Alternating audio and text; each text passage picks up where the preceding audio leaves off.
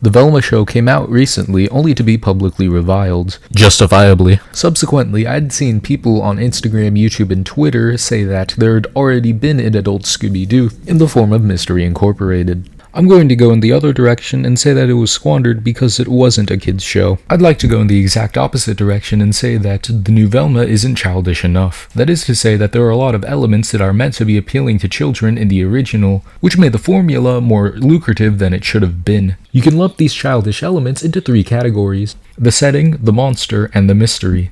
In the original incarnation of the series, the Mystery Gang travels across the country to various locations, which would allow for interesting set pieces that the monsters can interact with them in.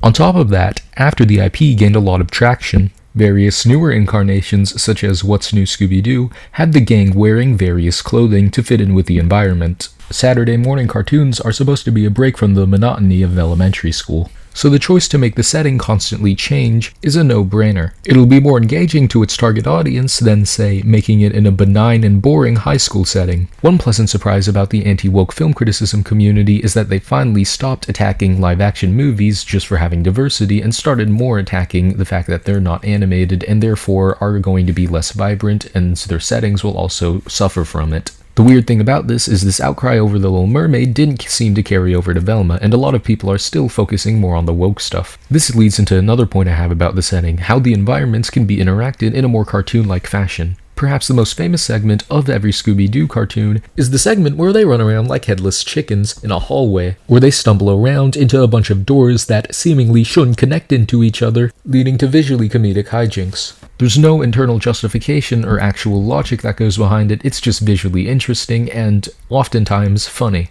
There's something extremely expressive about Shaggy and Scooby running on thin air. It conveys a sense of desperation so much that they're willing to fight gravity in order to run away from this threat, showing the extent to which their fear and cowardice reaches. What we get in the new Velma TV show is her having a mental breakdown and the demons being inside of her head. Her extreme emotions have no physical presence in the world at all, making the admittedly good animation feel less weighty than the more childish and cartoonish one. An aphorism in more normie film criticism is that Bond is only as good as his villains, which I believe applies equally to Scooby-Doo.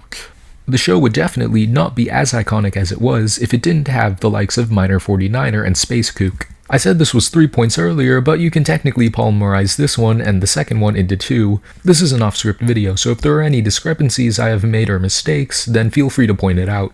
Velma not only lacks these monsters, but also lacks the presence of one. Being a Saturday morning cartoon, kids would assume that magic and other supernatural elements are actually real.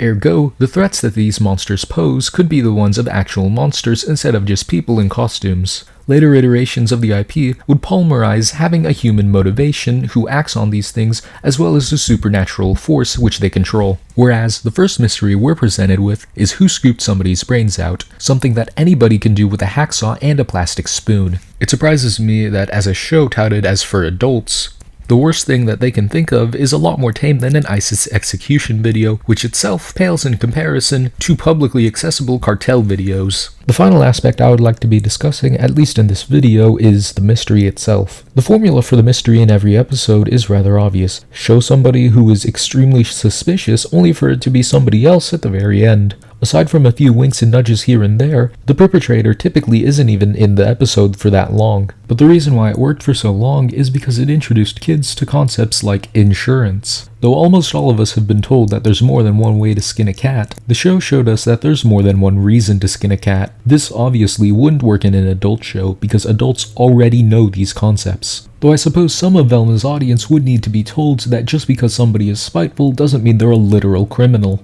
If I could interview the creators and magically they would tell me all the responses truthfully, I would ask them why they decided to make the show an animated series. The creators seem to have an affinity for breaking traditions. I don't see the harm in breaking one more. The story and characters of the show lend themselves more to a TV drama like Riverdale. They don't use palettes to make any of the settings look more unique than they actually are, the way that Mystery Incorporated did to compensate for its smaller scale. And the only points of visual interest are in the panic attacks, which are heavily dependent on whether or not you liked Velma's character. The problem is, not only is she written to be self-centered, but her only flaw is blaming herself for one specific thing. A great example of flaws in a character is Guts from Berserk. Though his main flaw stems from being raped, his mistrust of other people is prevalent in every single situation that he's in. Whereas Velma's flaw is only prevalent whenever she starts trying to solve a mystery. If someone is listening to one of the scenes where she isn't trying to solve a mystery, they could easily mistake her for Chloe Price. The reason why I think the show is animated as opposed to live action is because Hollywood puts a lower standard on animated stuff than they do live action things. This is no surprise to anybody who watches the Oscars. I would like to present a hypothesis that Hollywood is doing this intentionally. The reason why they would do this is to say that their shows aren't just for kids, they're for cool people as well, bringing in an audience of people who wouldn't be as good at critiquing the shows. Obviously, it's to a lesser effect when it's something that is very prevalent in the cultural zeitgeist, such as, well, Scooby-Doo.